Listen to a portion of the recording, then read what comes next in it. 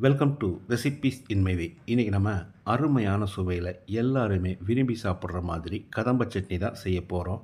சாதம், இட்லி, தோசை எல்லாத்துக்குமே பொருத்தமான இந்த சட்னியை ரொம்ப சுலபமாக எப்படி செய்கிறது, இதுக்கு தேவையான பொருட்கள் என்ன பார்க்கலாம் வாங்க.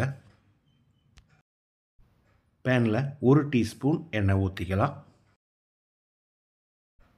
2 வரமிளகாய், காரம் அதிகமாக வேணும்னா இன்னொன்று சேர்த்துக்கோங்க. 5 பல் பூண்டு.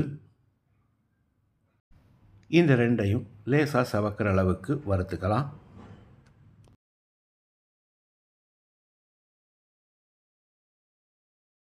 இந்த அளவுக்கு வறுபட்டது போதும். 2 டேபிள் ஸ்பூன் அளவுக்கு வெள்ளை எள்ளையும் போட்டு நல்லா சவக்கிற அளவுக்கு வறுத்துக்கலாம்.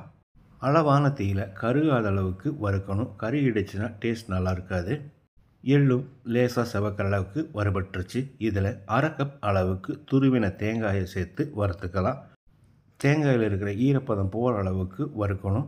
கிட்டத்தட்ட லேசாக செவந்து வர்ற அளவுக்கு வறுத்தா போதும். அப்போ தான் சட்னி கெடாமல் இருக்கும். தேங்காய் நல்லா வறுபட்டுருச்சு. இதை எடுத்து ஒரு பிளேட்டில் கொட்டி ஆற வச்சிடலாம். நல்லா ஆறின பிறகு மிக்ஸி ஜாரில் போட்டுக்கலாம். இப்போ இதோட 10 சின்ன வெங்காயம்,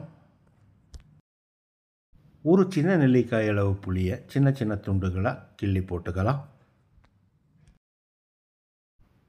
2 கொத்து கருவேப்பிலை,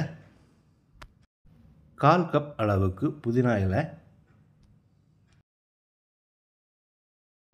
அதே அளவுக்கு மல்லி இலையும் நறுக்கி போட்டுக்கலாம்.